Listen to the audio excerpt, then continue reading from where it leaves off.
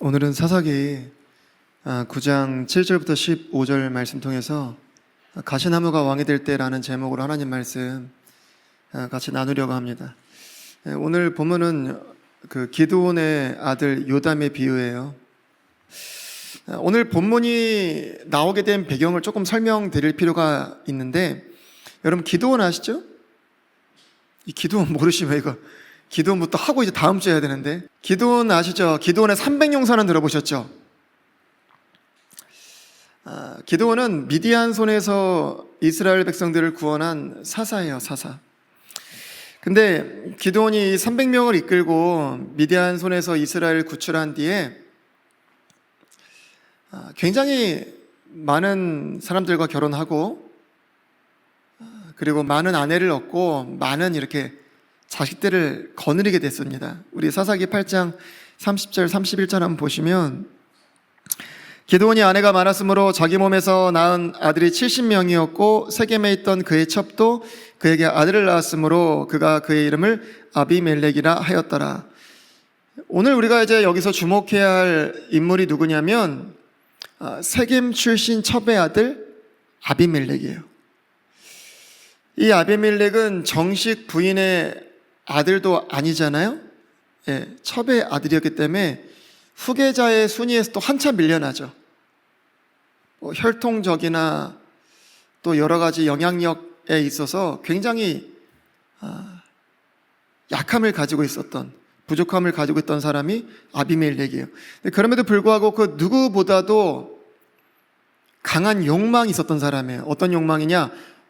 나는 왕이 되고 싶다. 왕이 되고 싶은 그 욕망에, 그 탐욕에 사로잡혔던 사람이 아비멜렉입니다. 그래서 그가 어떻게 하기로 생각을 하냐면 70명의 정식 후계자를 다 죽여버려야 되겠다. 그리고 내가 왕이 돼야 되겠다라는 계획을 세워요. 이 계획이 사사기 9장 1절부터 6절에 보면 잘 나타나 있어요. 오늘은 말씀을 한 절 한 절씩 다 보질 않겠습니다.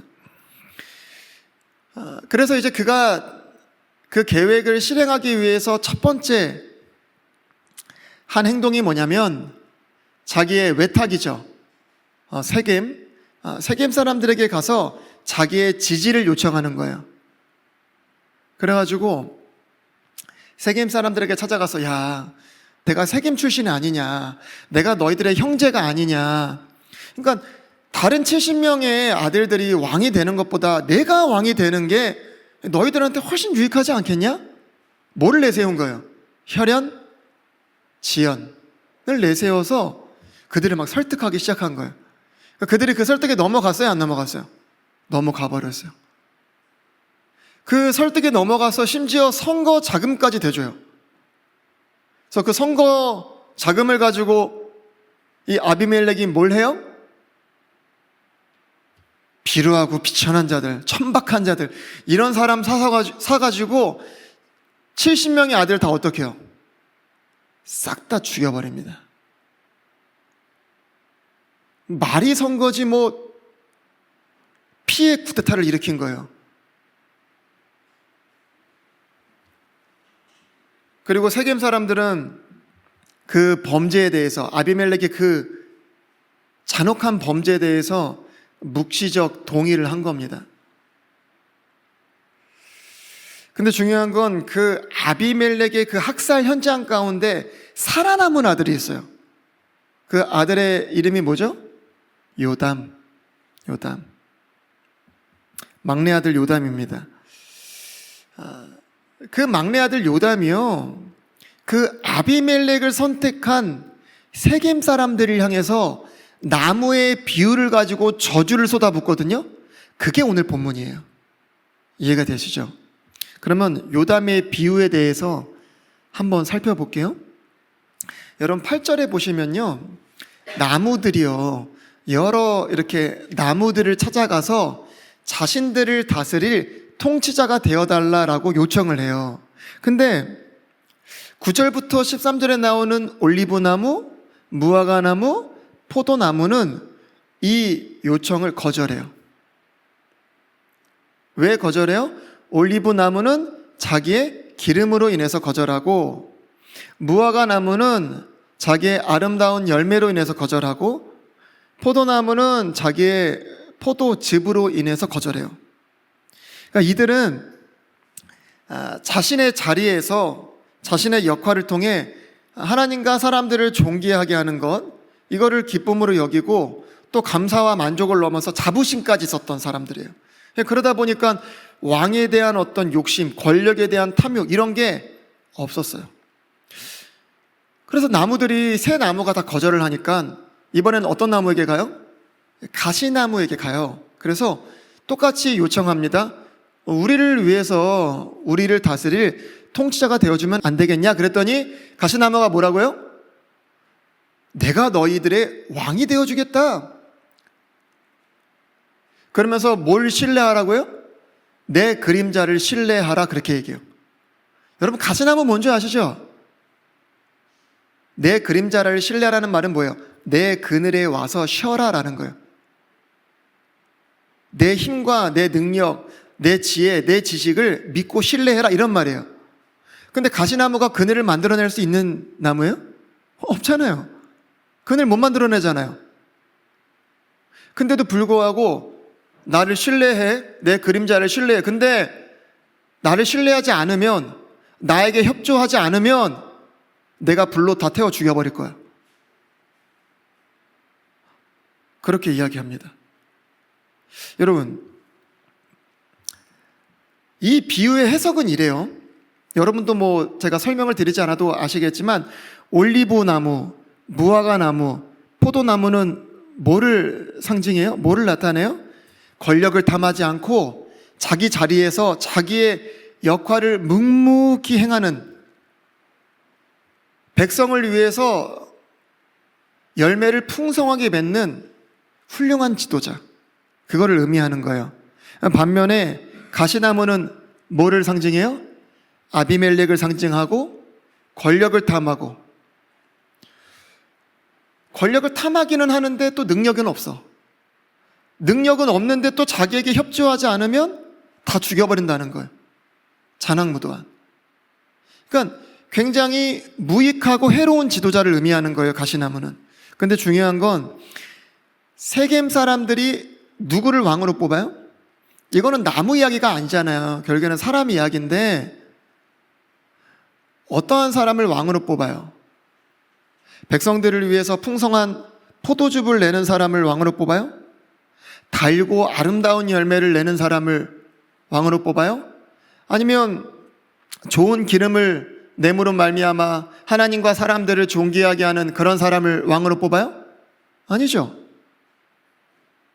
세겜 사람들은 권력을 탐하지 않고 자기 자리에서 묵묵하게 백성과 나라를 위한 풍성한 열매를 맺는 그러한 사람을 왕으로 선출하지 않습니다. 이들은 누구를 왕으로 선출해요? 나라와 백성들에게 무익하고 해가 되는 아비멜렉을 왕으로 뽑습니다. 근데 왜 이 그늘조차 만들어낼 수 없는 가시나무를 왕으로 뽑았죠? 혈연, 지연. 18절을 보세요. 혈연, 지연, 지극히 개인적인 감정, 개인적인 생각, 당장의 눈앞에 보이는 어떤 유익, 화려한 말, 그것 때문에 뽑은 거예요. 그래서 이런 말이 있어요.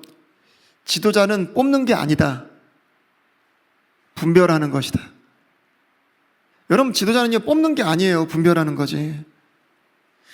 여러분, 우리가요, 지도자를 선택할 때요, 분별하지 않고 뽑아버리잖아요. 결과는 참혹합니다. 여러분, 아비멜렉을 왕으로 선택한 세겜의 결국이 어떻게 됐어요? 22절부터 57절까지 그 내용이 잘 나타나 있거든요. 그들의 결말이. 하나님께서 그들 가운데 악한 영을 딱 보내셔가지고 아비멜렉과 세겜 사이에 어떻게 해요? 배신의 역사가 일어나요. 그래서 세겜 사람들이 아비멜렉을 버리고 누구를 선택하냐? 새로운 지도자 가알이라는 사람을 지도자로 섬깁니다. 그래서 결국에는 아비멜렉이 어떻게 하겠어요? 화가 나가지고 세겜 사람들에게 복수해요. 그래서 사람들을 이끌고 와서 세겜성에 있는 사람들을 막 도륙하기 시작해요. 죽이기 시작합니다. 도망간 사람들 있잖아요. 그 사람들은요, 탑에 가다 놓고 불을 질러서 다 태워 죽여버려요. 아까 요담이 본문에서 마지막에 했던 저주 있죠. 그 저주가 실제로 이루어진 거예요. 불로 다 태워 죽여버려요. 그러다가 결국 아비멜렉도 어떻게 돼요? 한 여인이 망대에서 이렇게 떨어뜨린 맷돌 한 짝의 머리가 깨져서 비참한 죽음을 맞이하게 돼요. 하나님께서는 결국 무죄한 피를 흘린 아비멜렉과 세겜을 향해서 공의의 심판을 행하신 거죠. 그럼에도 불구하고 수많은 사람이 죽었습니다. 수많은 사람이 고통을 당했어요. 이것이요, 분별하지 않고 지도자를 선택한 자들의 결과예요. 그래서 지도자는요, 뽑는 게 아니라고 말씀드렸습니다. 분별하는 거예요. 여러분, 제가요, 말씀을 준비하면서 이스라엘의 역사를 한번 이렇게 살펴봤어요. 근데 이스라엘의 역사를 살펴보면요, 끊임없이 왕에 대한 잘못된 선택들이 반복적으로 기록되어 있습니다. 여러분, 사무엘 때도 보면요, 사무엘 때 하나님께서 이스라엘의 왕으로서 이스라엘 다스리시고 통치하셨잖아요. 근데 하나님의 그 왕되심을 거부해요. 하나님의 통치와 다스림을 거부해버립니다. 그럼 뭐라고 얘기해요? 우리도 세상과 같은 왕정제도를 도입하고 세상과 같은 왕들을 뽑아달라. 그래서 어떻게 됐습니까? 분명히 하나님은 그 왕들이 뽑혀지게 되면 어떠한 부작용이 발생이 되고 어떠한 고통스러운 일들이 발생되는지 친절히 다 가르치셨어요. 그래도 불구하고 그들은 세상과 같은 그런 왕들을 원했습니다. 그래가지고 여러분, 이스라엘에 하나님께서 왕들을 세워주셨거든요. 근데 결국에는 나라가 어떻게 됩니까? 분열돼요. 갈라져 버립니다. 그래서 남유다와 북이스라엘로 갈라져요. 근데 여러분, 북이스라엘에 19명의 왕들이 있었거든요. 제가 정확한 기억은 아닌데 19명의 왕들이 있었는데 한 명도 선한 왕이 없었어요.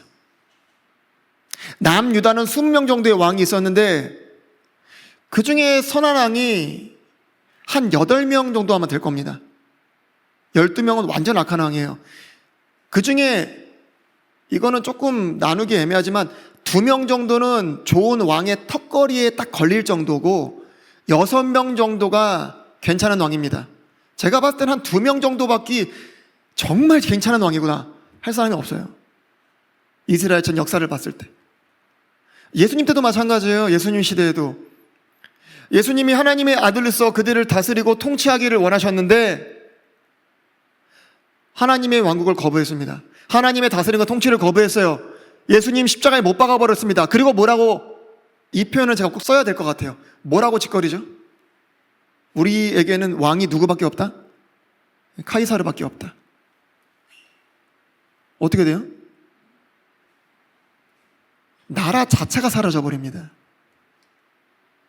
다 뿔뿔이 흩어져가지고. 여러분, 다시요, 이스라엘이라는 나라가 건국되어지기까지, 그거는 하나님의 말씀이었기 때문에 이루어진 거예요. 그들 자체의 어떤 힘이나 능력으로 이루어진 게 아닙니다.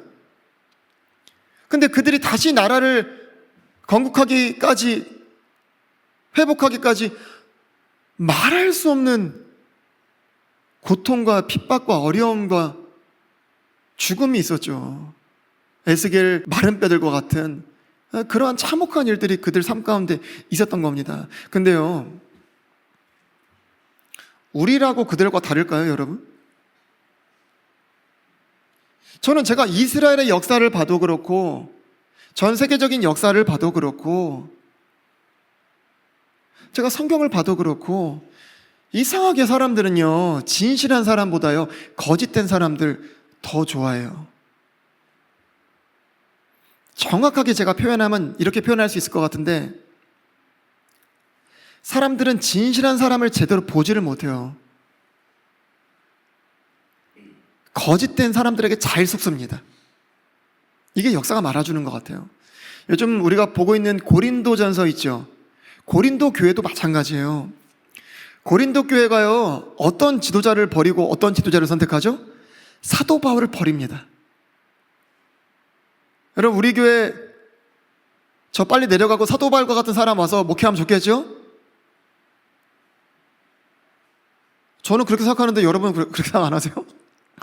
저는 사도 바울 같은 사람이 있으면 저는 빨리 내려가고 그 사람이 목회했으면 좋겠어요. 할렐루야. 의리 있는 척 하지 마세요. 뭐 조금만 하면 바로 내려와 하면서 막 멱살 잡으실 거면서. 근데요, 사도 바울을 버려요. 고린도 교회가. 사도 바울 내칩니다. 싫어해요. 그리고 누구를 용납하고 누구를 좋아하고 누구를 세워요? 거짓 사도들, 거짓 교사들. 이거 고린도 후서 11장 가면 되게 잘 나와 있거든요. 그 거짓 교사 사도들이 전하는 잘못된 복음, 다른 예수, 이런 것 굉장히 잘 용납합니다. 여러분, 그들이요, 속박하고요. 이거 제가 그대로 읽어드리는 거예요. 고린도서 11장에 가면 나오는데, 그들이 자신들을 속박하고 삼키고 빼앗고 얼굴을 치고, 얼굴을 친다는 표현은 뭐냐면 모욕한다는 얘기예요. 마치 개 돼지처럼 우리를 모욕하는데 잘 용납하는 도다, 그래요 바울이. 희한하죠? 진리로 충만하고 진실하고 정직하고 하나님 앞에 성령의 나타남이 있는 사람이고 하나님에 대한 두려움이 있는 사람이고 거룩함이 있는 사람이고 행실의 바름과 올바름이 있는 사람이고 성도들 앞에서 조심하는 사람이고, 이런 사도 바울을 버린다니까요. 근데 자기들을 속박하고 삼키고 빼앗고 얼굴을 치면서 모욕하는 사람들을 용납해요? 빛의 천사로 가장하는 그 거짓된 자들에게 속고 또 속아요. 그러니까 제가 말씀드린 거예요. 사람들은요, 진실한 사람 안 좋아해요. 거짓된 사람을 좋아하지. 진실된 사람을 못 봐요. 눈알이 뼈서. 썩은 동태 눈깔이어서요. 이게 다른 얘기하는 거 아니에요? 저와 여러분 얘기하는 거지. 아니, 우리나라의 선거만 봐도 그렇잖아요. 여러분들이 투표를 주었던 그 소중한 한 표를 주었던 사람들이 어떤 사람으로 드러났어요? 여러분들의 선택으로 말미암아 어떠한 결과를 맞이했어요? 여러분들이 다 거기에 동조했잖아요. 그때는 그게 옳은 것 같았죠. 그게 맞는 것 같았죠. 지금 돌아보니까 어때요? 근데 이번의 선택은 옳을까요 또? 나중에 되면 또 잘못된 걸로 드러나지 않을까요? 우리는 진실된 사람을 보는 눈이 잘 없어요. 하나님이 이 기준을 안 주셨다면, 이 기준을 주셨음에도 불구하고 우리가 수없이 잘못된 선택을 하거든요. 이스라엘 백성은 하나님을 직접 경험하고 체험하고 하나님의 능력과 기적을 보고 음성을 듣고 그랬음에도 불구하고 하나님의 통치를 거부하거든요. 예수님이 오죽하면은 야, 나는 안 믿어도 내가 행한 일을 믿어라 할 정도로 확실한 증거를 주셨음에도 불구하고 예수님이 십자가에 못 박아버리거든요. 기껏 호산나 호산나 다윗의 자손이여, 나귀를 타고 오시는 예수님 앞에 모든 것들을 깔고 엎드렸음에도 불구하고 그 예수님을 십자가에 못 박아버렸거든요.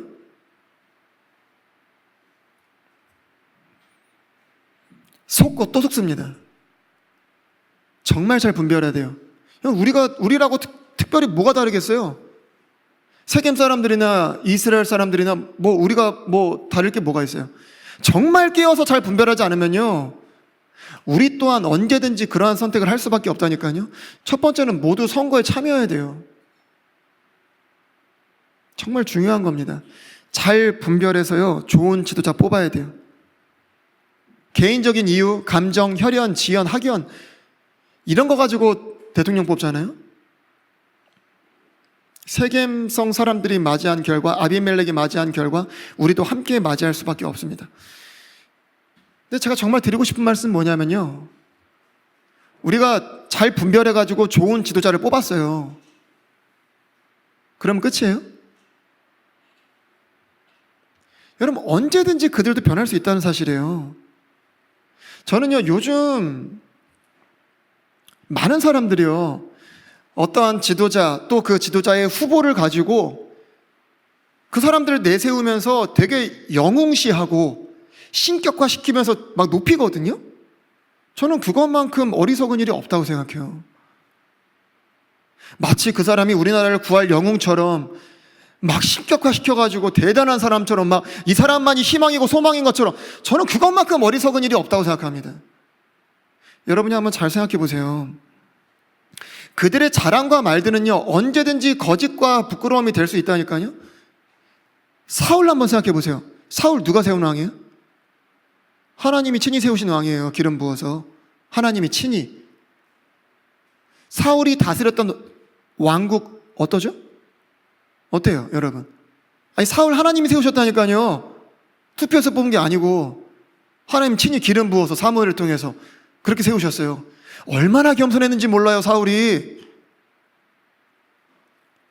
진짜 백성들이 고통받는다 하면요, 성령이 충만해서 막 가슴을 찢고 막 소를 찢을 정도로 그렇게 막 애타하는 사람이 사울이었다니까요.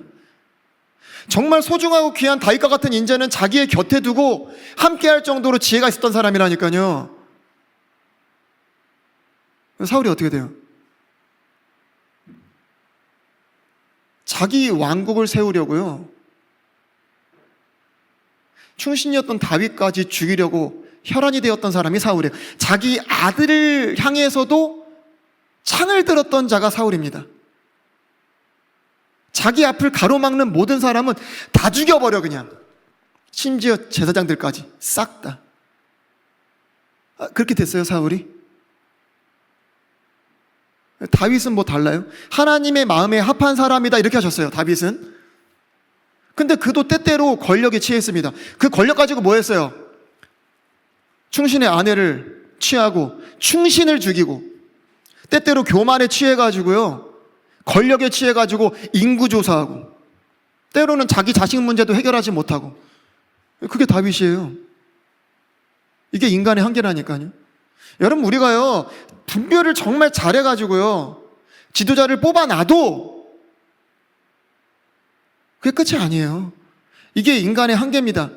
그래서 선거를 통해서 나라를 바꿀 수 있다는 거, 어떠한 한 지도자를 세워서 나라를 바꿀 수 있다는 거, 이런 생각을 하는 것 자체가 넌센스예요. 여러분, 세상은요, 선거를 통해서 사람들이 바꾸는 게 아니에요. 그래서 세상에서도 뭐라고 얘기해요? 선거는 최악보다 차악을 선택하는 것이다 라는 얘기를 그래서 하는 거예요. 그럼 우리 뭐 해야 돼요, 여러분? 정말 하나님의 말씀의 기준을 가지고요, 잘 분별해서 지도자를 선택해야 됩니다. 또한 기도해야 돼요. 누가 되게 해주세요, 누가 되게 해주세요, 이런 거 좀 기도하지 마시고요, 정말 하나님께서 원하시는 사람이 지도자가 되게 해주십시오. 누구를 통해서든지 주님의 좀 뜻이 이루어질 수 있도록 도와주십시오. 그 주님의 그 뜻 가운데 우리의 선택이 좀 있게 해주십시오. 기도해야 돼요. 여러분, 사실 뭐 우리는 누가 될지 몰라요. 알 수가 없어요. 근데 누가 되든지 간에 로마서 13장 1절의 말씀, 모든 권력은 다 누구로부터 와요? 하나님으로부터 와요. 이거 인정하세요? 믿으세요, 여러분. 여러분, 모두가요, 하나님의 사역자로서 도구로 쓰임 받을 뿐이에요. 그 이상 그 이하도 아니에요. 그게 뭐 악한 사람이든 선한 사람이든 좀 괜찮은 사람이든 뭐 누구든지 간에 모든 권력은 하나님으로부터 나요. 하나님의 사역자로, 하나님의 도구로 쓰임 받을 뿐이에요. 여러분, 주님은요, 악한 자도요, 도구로 사용하십니다. 여러분, 복음서에 보면은 헤롯이라는 왕이 있었습니다. 근데 이 왕이 너무 교만을 떠는 거예요. 그래서 하나님이 어떻게 하시죠? 벌레에 잡혀먹혀 죽게 하십니다. 벌레로 인해 죽음을 맞이하게 하세요. 벌레만도 못한 인생이죠. 주님이 원하시면 그렇게 하실 수 있어요. 여러분, 느부갓네살 왕 아시죠? 그가 교만에 떨기 시작했거든요, 또. 그랬더니 주님이 어떻게 하세요? 7년 동안 짐승처럼 만들어 버리셨어요. 소처럼 막 풀을 뜯어 먹으면서 독수리처럼 막 발톱과 손톱을 기르면서 이성이 마비된 그 상태로 짐승처럼 살았습니다. 7년 만에 이성이 돌아오면서 하나님을 인정하고 하나님 앞에 경배하면서 다시 회복이 돼요. 주님 능히 그러실 수 있어요. 근데 여러분, 우리가 한 가지 기억해야 될 게 있어요. 이 세상의 통치자가 누구예요? 마귀예요, 마귀. 왜 악이 존재하나? 하나님이 살아계신데. 여러분, 지금은요, 하나님이 그러니까 큰 개념으로 보면 하나님의 허락하에 하나님이 통치하고 다스리고 계신 것이지만, 조금 더 좁은 관점에서 보면요, 이 세상에 통치하는 마귀입니다. 주님이 그에게 허락하신 시간이에요. 그의 때, 그의 시간입니다, 지금은. 모든 것은 하나님의 허락 아래에서 하나님의 통치 가운데 이루어지고 있는 것이지만, 지금은 마귀의 통치, 마귀의 시간이에요. 그가 세우기도 합니다. 주님의 허락 아래.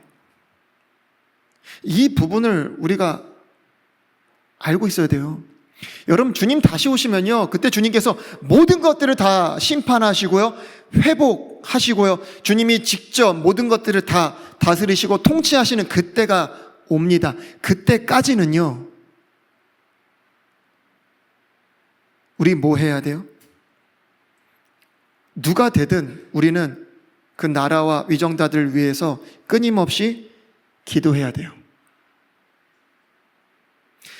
그러니까 내가 원하지 않은 대통령이 되었어도 우리는 어떻게 해요? 나라와 위정자들을 위해서 끊임없이 기도해야 됩니다. 우리 마지막으로 디모데전서 2장 1절 2절 말씀 읽고 말씀 마치도록 하겠습니다. 우리 디모데전서 2장 1절 2절입니다. 우리 다 같이 한 목소리를 읽고 마치겠습니다. 시작. 그러므로 내가 권면하노니 무엇보다 먼저 모든 사람을 위하여 간구와 기도와 중보와 감사를 드리되 왕들과 권위를 가진 모든 사람을 위하여 하라.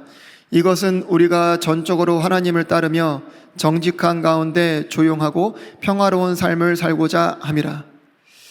이 말씀대로 하시면 됩니다. 어떻게 불안해하지도 마시고 너무 염려하지 마시고 하나님 앞에 기도와 간구로 다 맡기십시오. 그리고 주님이 주장하시는 평강을 누리세요.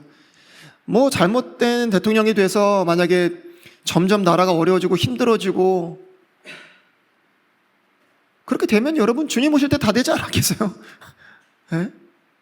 그럼 주님 맞이할 준비부터 하면 됩니다, 여러분. 우리 아이들에게요, 좋은 나라, 좋은 환경 주고 싶죠? 그런 생각 없다면 그 부모 아니죠, 정상 아니죠, 어른 아니죠. 그런데요, 우리 믿는 사람이잖아요, 그렇죠? 나라 주는 거 중요하거든요. 근데 믿음 줄 생각하세요. 근데 믿음을 우리가 그대로 못 주잖아요. 좋은 본을 남겨주십시오. 그렇잖아요. 여러분, 하나님도 우리에게 계속 좋은 환경만 주신 적이 없어요. 그런 적이 없으십니다. 여러분, 사도 바울의 한번 삶을 보세요. 계속 좋은 환경을 주셨나? 여러분, 우리도 자식들에게요, 계속 좋은 환경만, 이런 것만 주려고 하지 마세요. 제발 좋은 믿음의 본을 보여주십시오. 좋은 믿음의 본을 남겨주십시오. 예? 기도하고 말씀 보는 모습조차 제대로 못 보여주는데 무슨 좋은 나라를 주면 뭐합니까?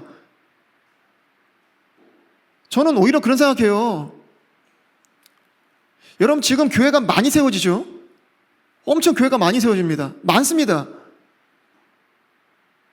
근데 먹기 살기 이렇게 좋은 나라 속에서 다른 복음, 잘못된 이런 것들 훨씬 많습니다.